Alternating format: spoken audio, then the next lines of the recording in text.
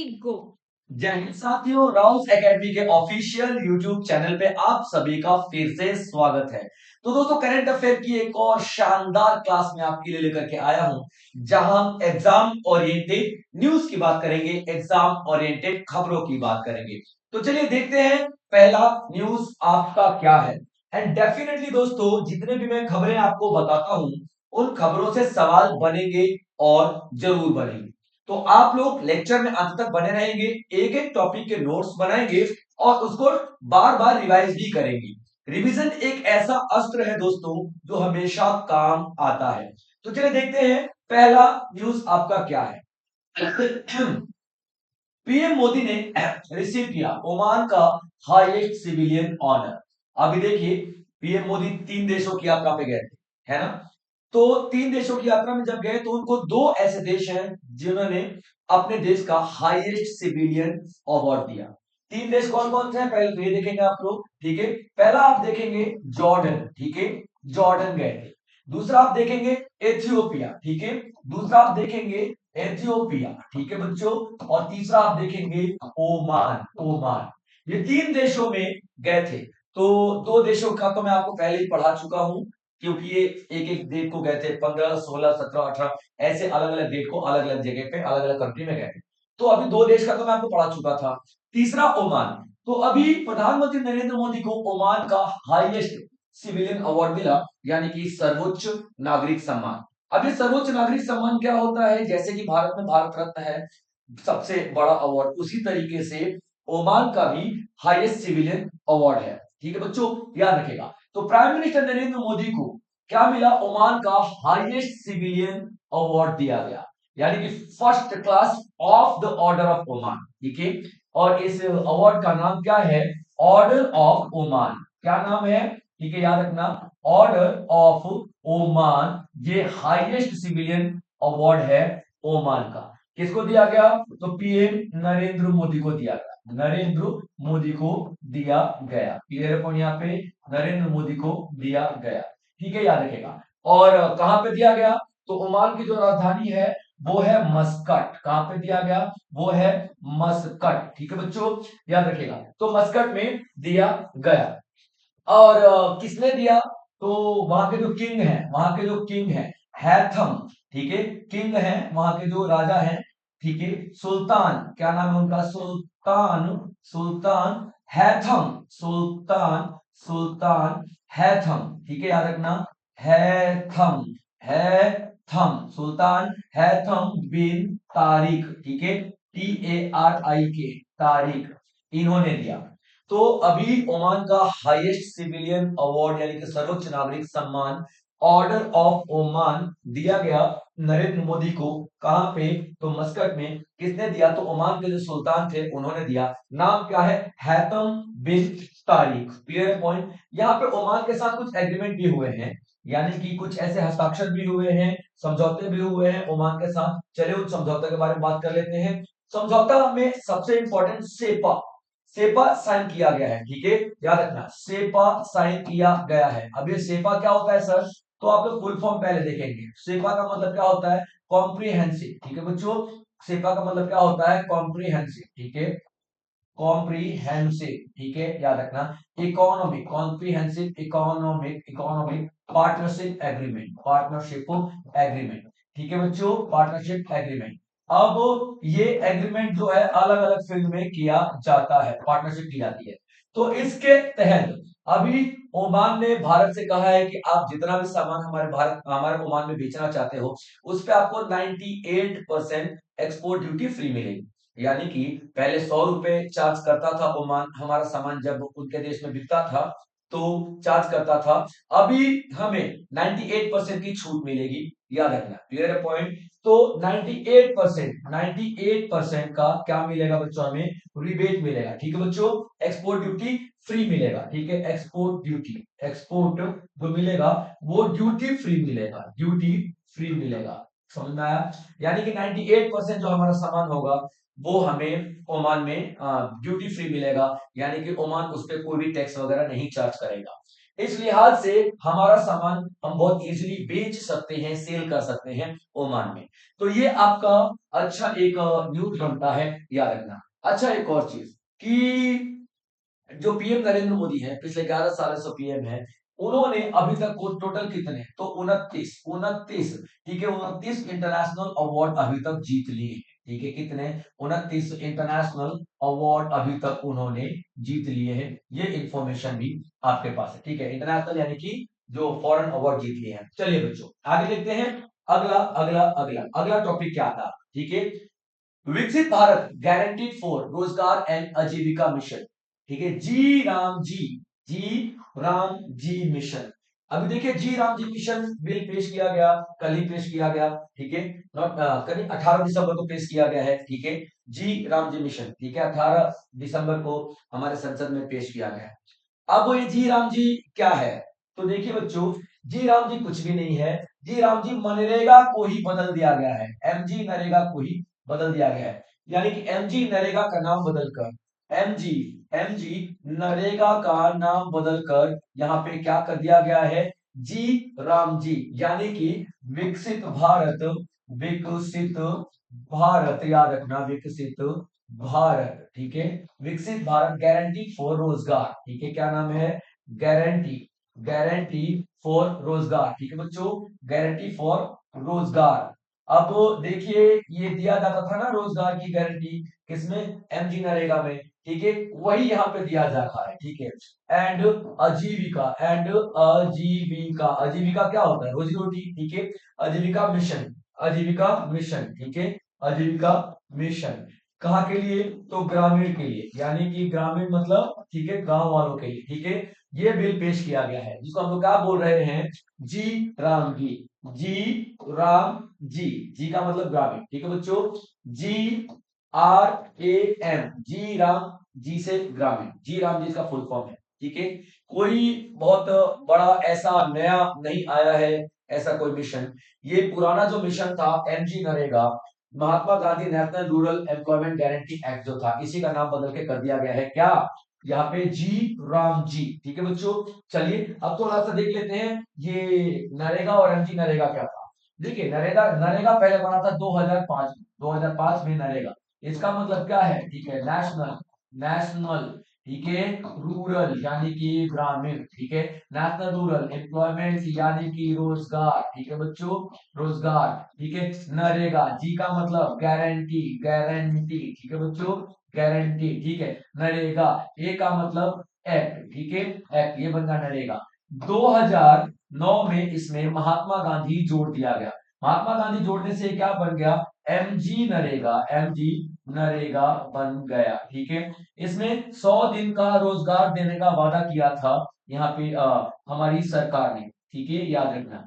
अब इसी का नाम बदल के क्या कर दिया गया है, विकसित भारत गारंटीड फॉर रोजगार एंड आजीविका मिशन, ग्रामीण क्षेत्र का ही है, तो जी राम जी। अब इसमें एक और चीज किया गया है कि जो 100 दिन का रोजगार था भाई साहब, ठीक है, उसे बढ़ा करके 125 दिन का कर दिया गया है। तो ये हमारे देश के जो किसान भाई बहन हैं या जो मजदूर वर्ग है उनके लिए बहुत अच्छी बात है, खुशखबरी है।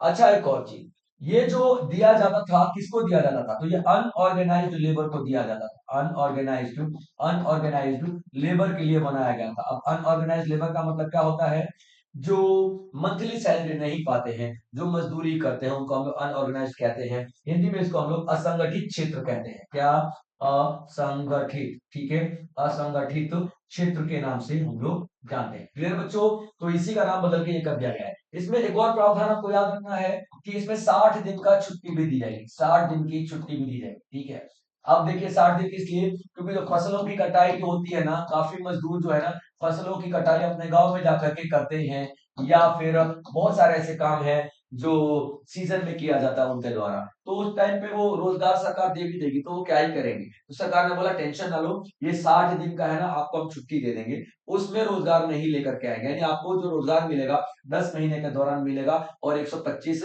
दिन का मिलेगा। क्लियर है बच्चों, चलिए अगली न्यूज देखें, तो अगली न्यूज आपकी क्या आती है बच्चों। ठीक है, आज थोड़ा गला साथ नहीं दे रहा बच्चों, ठीक है, इसलिए मैं बहुत वैसे नहीं पढ़ा पा रहा हूँ जैसे कि मैं आपको पढ़ाता हूँ एकदम तड़कता भड़कता, ठीक है, बट आप लोग साथ देंगे मेरा अंत तक, ठीक है। चलिए, शांति बिल अप्रूव किया गया है पार्लियामेंट के द्वारा, संसद द्वारा शांति विधेयक को मंजूरी मिल गई है, ठीक है, याद रखिएगा। अब ये शांति बिल क्या है, अब ये शांति बिल क्या है, याद रखना, शांति बिल, ठीक है, शांति बिल क्या है, यानी शांति विधेयक क्या है। अभी शांति विधेयक एक ऐसा बिल है जो जिसमें प्राइवेट सेक्टर्स को न्यूक्लियर सेक्टर्स में एंट्री मिल गई है। यानी कि पहले क्या होता था, पहले सिर्फ गवर्नमेंट को ही, गवर्नमेंट ना किसी भी लाइसेंस, किसी को भी लाइसेंस नहीं देती थी, किसमें, न्यूक्लियर सेक्टर में, ठीक है, न्यूक्लियर सेक्टर में काम करने के लिए किसी को लाइसेंस नहीं देती, ठीक है, न्यूक्लियर सेक्टर में सिर्फ और सिर्फ सरकारी कंपनियां ही काम करती थी। लेकिन अभी ये न्यूक्लियर सेक्टर का मतलब परमाणु क्षेत्र, ठीक है बच्चों, परमाणु क्षेत्र, और क्यों नहीं देती थी भाई, खतरा होता था ना परमाणु न्यूक्लियर, ठीक है, बहुत ज्यादा खतरा है।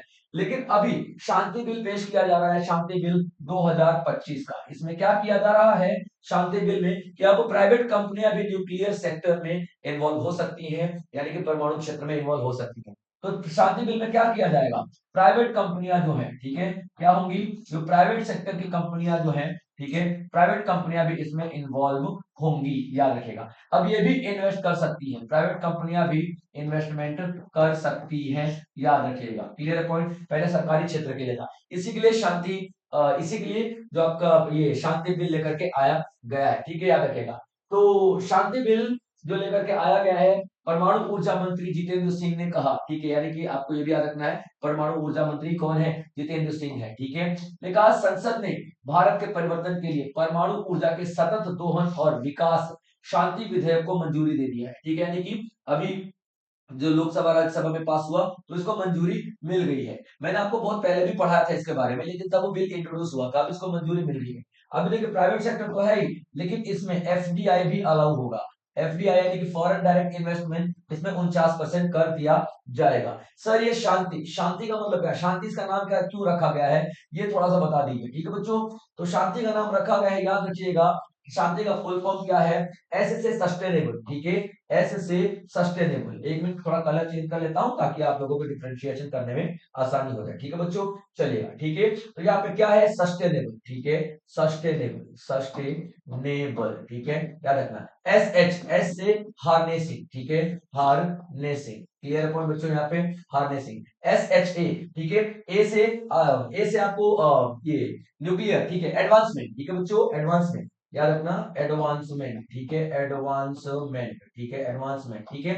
टी का मतलब for transforming India, transforming India, ठीक है बच्चों, इंडिया, ये आपका बन गया शांति, ठीक है, SHANTI, ठीक है। अच्छा, एन से मतलब न्यूक्लियर एनर्जी, ठीक है, न्यूक्लियर एनर्जी, ठीक है बच्चों, याद रखना। तो एस फॉर सस्टेनेबल, एच से हार्नेसिंग, ए से एडवांसमेंट, फॉर, ठीक है, न्यूक्लियर एनर्जी, एन से, टी से ट्रांसफॉर्मिंग, आई से इंडिया, तो ये बन जाता है आपका ट्रांसफॉर्मिंग इंडिया, ठीक है। तो sustainable, harnessing, advancement for transforming India, किसके लिए, न्यूक्लियर एनर्जी के लिए। तो ये एक बिल पेश किया गया जिसका शॉर्ट फॉर्म में क्या बोलते हैं हम लोग, शांति, शॉर्ट फॉर्म में हम लोग कहते हैं, ठीक है, और यही शांति पेश किया गया है अभी 2025 में, ताकि प्राइवेट सेक्टर भी अब इन्वेस्टमेंट कर सके। प्राइवेट सेक्टर का इन्वेस्टमेंट क्यों जरूरी है, देखिए सरकार के पास रिसोर्सेज है, लेकिन उतना ज्यादा पैसा नहीं है, बहुत ज्यादा टेक्नोलॉजी नहीं है, लेकिन सरकार चाह रही है कि अगर प्राइवेट सेक्टर भी इन्वॉल्व हो जाएगा तो प्राइवेट सेक्टर के पास बहुत ज्यादा पैसा है यहाँ पे। तो यही सब कुछ देखते हुए सरकार ने डिसीजन लिया है कि प्राइवेट सेक्टर्स को भी यहाँ पे हम लोग इन्वॉल्व करेंगे, ठीक है। चलिए अगला news, Jharkhand gig workers welfare board बनाया गया है, Jharkhand gig workers welfare board कानून बनाया गया है, यानी कि झारखंड सरकार ने, ठीक है, हेमंत सोरेन की सरकार ने, ठीक है, याद रखना, झारखंड सरकार किसकी है, ठीक है, तो हेमंत सोरेन की सरकार है, ठीक है, याद रखना। सरकार ने क्या पेश किया है, गिग वर्कर्स के लिए, क्या, गिग वर्कर्स के लिए, गिग वर्कर्स के लिए क्या पेश किया है, एक बोर्ड बनाया है, ठीक है, गिग वर्कर्स वेलफेयर बोर्ड, ठीक है, गिग वर्कर्स वेलफेयर बोर्ड बनाया है, याद रखिएगा, गिग वर्कर्स वेलफेयर बोर्ड। अब ये क्या करेगी, इसको जानने के पहले सबसे पहले आप समझ लें गिग वर्कर्स क्या होते हैं। गिग वर्कर्स वो होते हैं जो फ्रीलांसिंग में काम करते हैं, यानी रेगुलर मतलब उनको मंथली वेजेस वगैरह नहीं मिलते हैं, या किसी प्लेटफॉर्म पे काम करते हैं, इसलिए इनको हम लोग प्लेटफॉर्म वर्कर्स भी बोलते हैं, क्या बोलते हैं, इसको हम लोग प्लेटफॉर्म वर्कर्स भी कहते हैं, याद रखना। तो यहाँ पे क्या किया जा रहा है, यहाँ पे एक अधिकार दिया जा रहा है इन गिग वर्कर्स को। अब गिग वर्कर में आप लोग देखना, जो कि किसी प्लेटफॉर्म पे काम करते हैं, जैसे ओला उबर प्लेटफॉर्म हो गया, ओला प्लेटफॉर्म हो गया, जोमेटो प्लेटफॉर्म हो गया, ये आपका स्विगी प्लेटफॉर्म हो गया, अर्बन क्लैब प्लेटफॉर्म हो गया, इस तरह के ऑनलाइन प्लेटफॉर्म के लिए काम करते हैं, डिलीवरी वगैरह देते हैं, उनको गिग वर्कर्स कहा जाता है। तो गिग वर्कर्स यार है तो आपके एम्प्लॉय ही ना, उनको भी जीने का अधिकार है ना, तो उनको भी वो सारे फैसिलिटीज मिलनी चाहिए, वो सारे अधिकार मिलने चाहिए, जैसे कि इंश्योरेंस हो गया, पीएफ हो गया, टीए सब मिलना चाहिए उनको, जो कि एक परमानेंट एम्प्लॉय को दिया जाता है किसी भी कंपनी के या किसी भी सरकार के द्वारा, याद रखेगा। तो अभी गिग वर्कर्स को कोई समझता ही नहीं था, बेचारे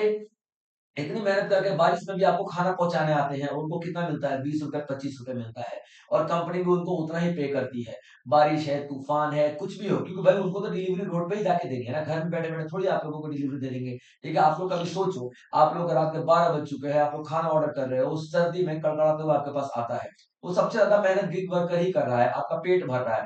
वो याद रखो, अगर 2 घंटे 3 घंटे आपको खाना ना मिले, आप क्या कहते हो यार, 2000 रुपए ले लेकिन खाना दे दे, वो भूख आपकी शांत करता है वो गिग वर्कर, आपका काम बहुत आसान कर देता है गिग वर्कर्स, लेकिन उन्हीं को इज्जत नहीं मिलती है, सम्मान नहीं मिलता है। तो अभी झारखंड सरकार का एक बहुत ही प्यारा, बहुत ही अच्छा मूव है कि उनके भलाई के लिए गिग वर्कर्स वर्कर्स का लिए एक बोर्ड बना दिया गया, उनके वेलफेयर के लिए एक बोर्ड बना दिया गया।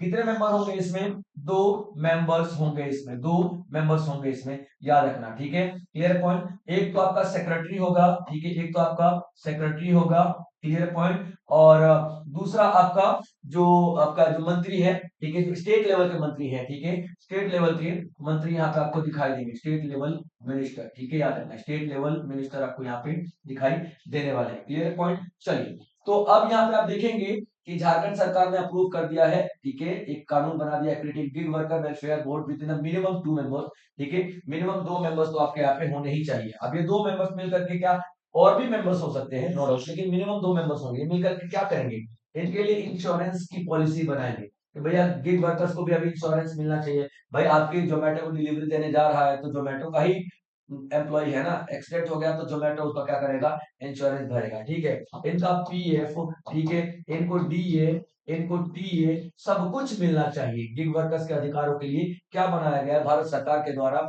अभी एक बोर्ड बनाया गया है। तो आपका न्यूज क्या है बच्चों, Jharkhand approve a law creating a gig workers welfare board, gig workers welfare board बनाया जा रहा है, जिसमें 2 मेंबर्स होंगे। क्या करेंगे, वर्कर्स का रजिस्ट्रेशन होगा, ठीक है, और इनकी जो शिकायतें हैं, जैसे कि मान लीजिए कि मेरा पेमेंट नहीं कर रहा है जोमेटो, या मेरा पेमेंट नहीं कर रहा है कोई भी ऐसा ऑनलाइन प्लेटफॉर्म, तो मैं शिकायत करूंगा, तो ये बोर्ड वाले उनको लताड़ के हमारे पेमेंट दिलवा देंगे। और कोई भी ऐसा सिक्योरिटी, जैसे सिक्योरिटी बेनिफिट की सब सिक्योरिटी बेनिफिट होते हैं, पीएफ बीएफ सब, तो ये सब कुछ प्रोवाइड करवाने में ये बोर्ड मदद करेगा। एक अच्छा मूव है झारखंड सरकार के द्वारा, क्योंकि गिग वर्कर्स हमारी इकोनॉमी को बहुत ज्यादा सपोर्ट करते हैं। चलिए आगे देखते हैं।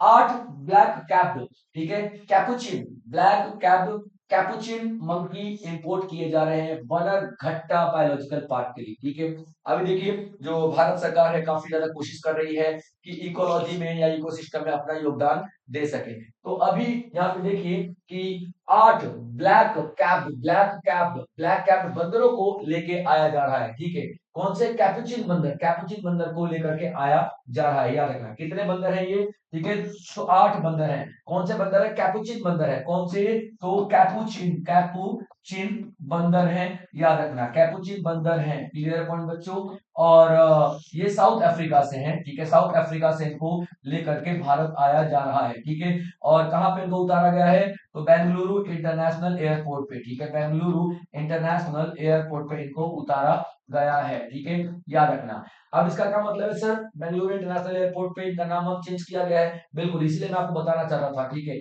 इस ये ओनली आपका इंटरनेशनल एयरपोर्ट है, इसका नाम बदल के कैंपेगौड़ा इंटरनेशनल एयरपोर्ट कर दिया गया है, ठीक है, कैंपेगौड़ा। तो अगर आपसे पूछा गया ना कि किस एयरपोर्ट को उतारा गया है और कैंपेगौड़ा आ जाए, तो याद रखना आपको कैंपेगौड़ा पे सही टिक करना है, क्योंकि बेंगलुरु एयरपोर्ट ही अब क्या बन चुका है, कैंपेगौड़ा बन चुका है, ठीक है। और तो अब देखिए, और यहाँ पे क्या किया गया, 8 बंदर लेकर के आया गया, और कहाँ पे, बनरघट्टा, ठीक है, याद रखना, बनरघट्टा, ठीक है, बनरघट्टा, ठीक है, बनरघट्टा, ठीक है, बायोलॉजिकल पार्क में इनको रखा जाएगा, क्लियर पॉइंट, यहाँ पे बायोलॉजिकल पार्क में इनको रखा जाएगा, याद रखें, क्लियर पॉइंट। तो बनरघट्टा बनरघट्टा जैविक उद्यान में संरक्षण और अनुवांशिक विविधता बढ़ाने के लिए दक्षिण अफ्रीका से 8 ब्लैक कैपुचिन बंदर मंगाए गए हैं। क्लियर पॉइंट बच्चों, याद रखिएगा।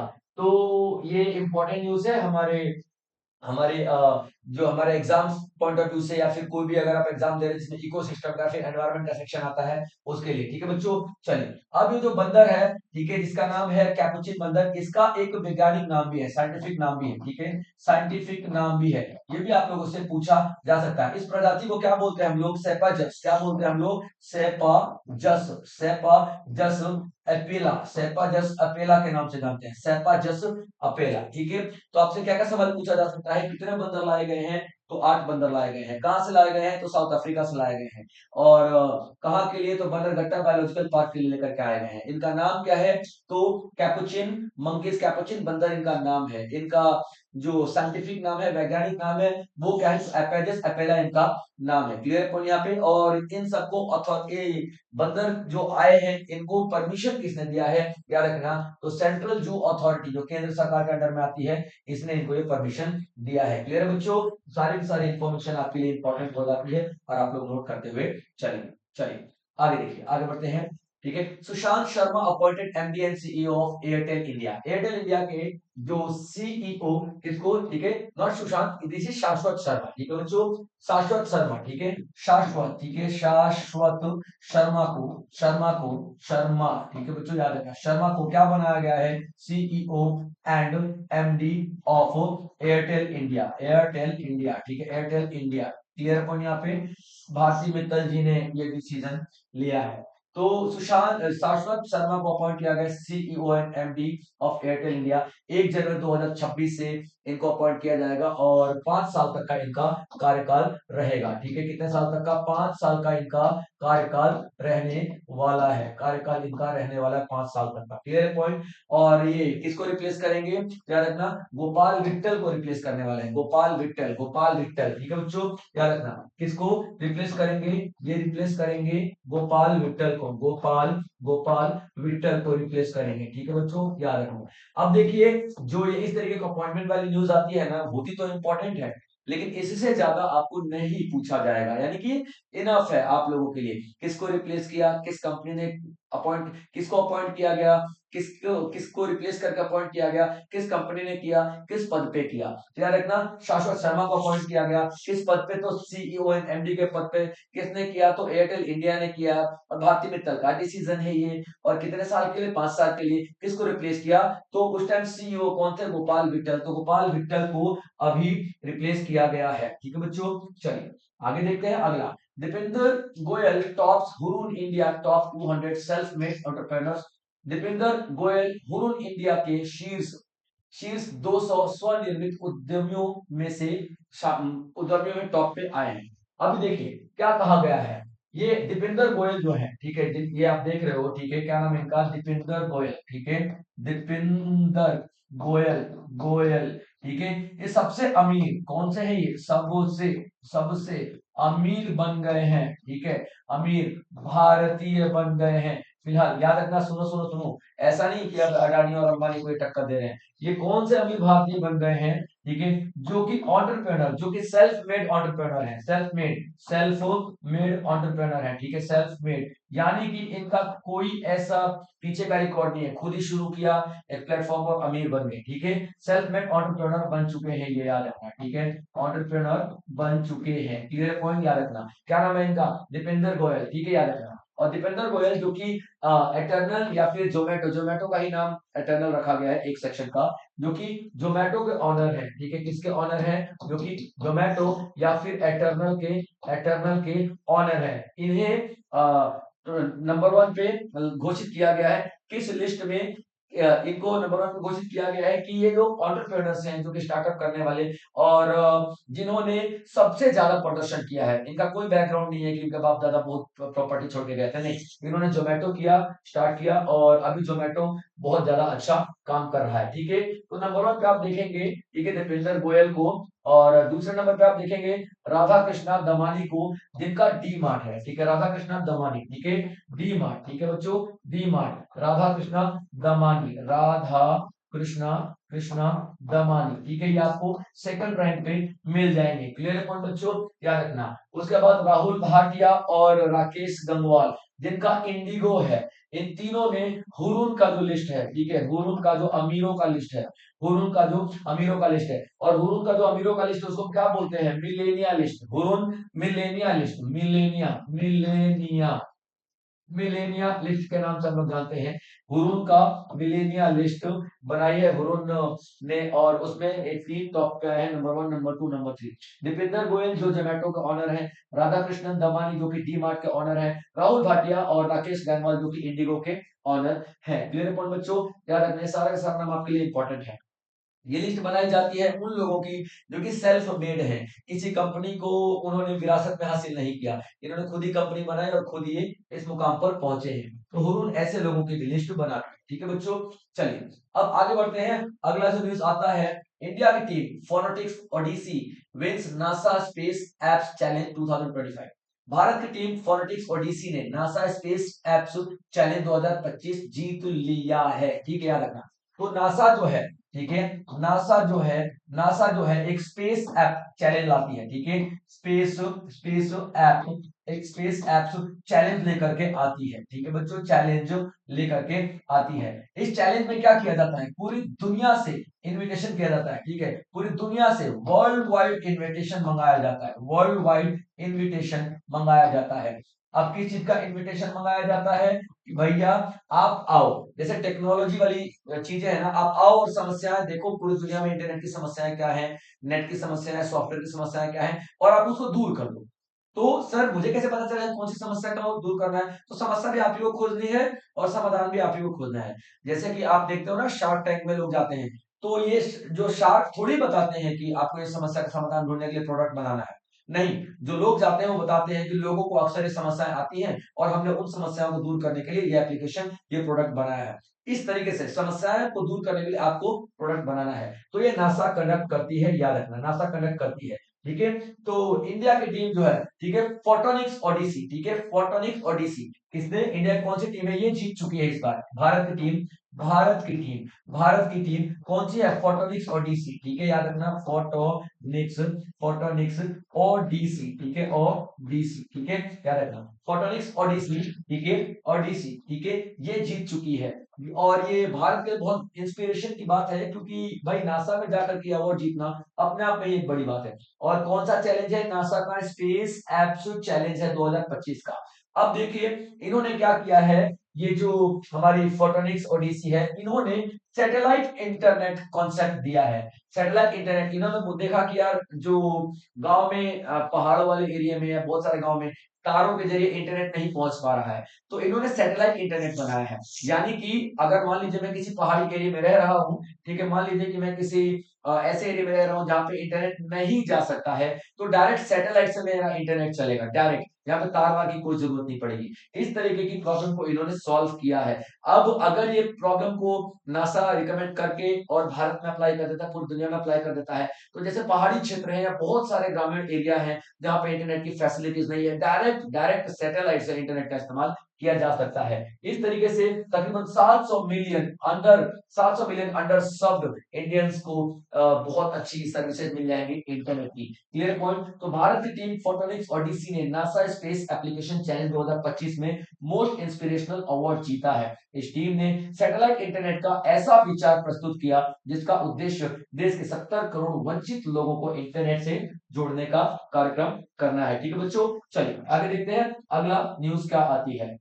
जम्मू एंड कश्मीर, ठीक है, Jammu and Kashmir hosts first Gen Z post office. देखिए जम्मू एंड कश्मीर में पहला, जम्मू एंड कश्मीर का पहला जेनजेट पोस्ट ऑफिस खोला गया। अब जेनजेट पोस्ट ऑफिस क्या होता है, ठीक है, जेनजी पोस्ट ऑफिस क्या होता है, याद रखना, ठीक है, जेनजेट पोस्ट ऑफिस क्या होता है। अब देखिए जो पोस्ट ऑफिस एक पुराना कॉन्सेप्ट है ना, चिट्ठी विट्ठी तार वार जाते थे पोस्ट ऑफिस, के जरिए हमारे माँ बाप भेजा करते थे, दादा दादी भेजा करते थे, तो इंश्योरेंस की पॉलिसी हम लोग पोस्ट ऑफिस के जरिए लिया करते थे। तो आज की जनरेशन पोस्ट ऑफिस में नहीं जाती है। अगर आज की जनरेशन को किसी को पकड़ के कॉलेज स्टूडेंट को ही बोल दो कि भाई साहब आप पोस्ट ऑफिस कब गए थे, तो साथ बोलेंगे यार मेरे को तो याद भी नहीं पोस्ट ऑफिस जैसी कोई चीज होती है। कुछ ना कुछ ऐसा ही जाएगा आपका कॉन्सेप्ट, क्योंकि पोस्ट ऑफिस में कौन जाता है। हम लोग अपने समय में जब फॉर्म भरा करते थे, ठीक है, मुझे याद है हम सीडीएसई वगैरह फॉर्म भरा करते थे, फॉर्म भर के भेजा करते थे, याद है। तो पोस्ट ऑफिस काम आता था, लेकिन आज की डेट में पोस्ट ऑफिस काम नहीं आता, हर चीज ऑनलाइन ही हो जाती है। इंश्योरेंस जो बैंक अकाउंट वगैरह हर चीज ऑनलाइन ही खुल जाता है, तो पोस्ट ऑफिस में कोई जाता नहीं। तो पोस्ट ऑफिस को इंटरेस्टिंग बनाने के लिए, पोस्ट ऑफिस को रोचक बनाने के लिए, पोस्ट ऑफिस को जेनजेड के लिए बनाने के लिए, ठीक है, याद रखना, पोस्ट ऑफिस को हम लोग, ठीक है, जेनजेड के लिए यानी आज की जनरेशन के लिए, आज की जनरेशन के लिए बनाने के लिए हम लोग क्या कर रहे हैं, पोस्ट ऑफिस को यहाँ पे हम लोग पोस्ट ऑफिस को हम लोग क्या कर रहे हैं, नया तरीके से। यानी कि अब इस पोस्ट ऑफिस में क्या होगा, 3D एनिमेशन होगा, 3D एनिमेशन होगा, क्लियर पॉइंट। 3D एनिमेशन की दीवारें होंगी, यहाँ पे क्यूआर कोड लगे होंगे, यहाँ पे दीवारों को सजाया जाएगा, यहाँ पे एक कैफे होगा, यानी कि बैठ कर आराम से चाय पानी पी लो, यहाँ पे हर चीज ऑनलाइन हो जाएगी, जाएंगे बच्चे तो इंतजार नहीं करना पड़ेगा, लाइन में नहीं लगना पड़ेगा। इसको हम लोग क्या बोलते हैं, जेनजेड पोस्ट ऑफिस कहते हैं, ठीक है। तो ये जम्मू कश्मीर में पहली बार, ठीक है, जम्मू कश्मीर में पहली बार स्टार्ट किया गया है। कहां पे स्टार्ट किया गया है, विजयपुर। कहां पे स्टार्ट किया गया है, विजयपुर। विजयपुर में क्या है, एक एम्स है, विजयपुर के एम्स में, ठीक है, एम्स में, विजयपुर के एम्स में ये स्टार्ट किया गया है। यहाँ पे पोस्ट ऑफिस सारी की सारी डिजिटल सेवाएं प्रस्तुत करेगी, डिजिटल सर्विसेज प्रोवाइड करेगी, ठीक है। जैसे कि ये यूथ फोकस्ड पोस्टल, जैसे कि पोस्ट ऑफिस का इस्तेमाल यूथ करना चाहते हैं, उसी तरीके से यहाँ पे पोस्ट ऑफिस बनाया जाएगा। बैंकिंग सर्विसेज मिलेंगी, सारी ऑनलाइन मिलेगी, इंश्योरेंस सर्विसेज मिलेंगी, सारी ऑनलाइन मिलेंगी और एक ही जगह पर मिल जाएंगे। तो जम्मू कश्मीर का पहला जेनजेड पोस्ट ऑफिस बनाया गया है, कहां पे, तो विजयपुर में। विजयपुर में क्या है, एम्स है, तो एम्स के कैंपस में ही इसको बनाया गया है। तो आप लोगों को सारी सारी बातें याद रखनी, ठीक है बच्चों। तो चलिए आज के लिए इतना ही, और मैंने जितने सारे अभी आपको दिए हैं, पढ़ाए टॉपिक, सबका मैं एमसीक्यू दे चुका हूं। तो चलिए एमसीक्यूज आप लोग अपने कमेंट बॉक्स में मुझे आंसर करने की कोशिश करेंगे, ठीक है बच्चों। चलिए चलिए चलिए, ठीक है, चलिए चलिए चलिए, ओके ओके ओके ओके, चलिए ठीक है, सारे के सारे एमसीक्यूज आप लोगों को आंसर करना है। तो चलिए बच्चों आज के लिए इतना ही, मिलेंगे अगले सेशन में कल फिर से, तब तक आप लोग अपना ध्यान रखेंगे। जय हिंद।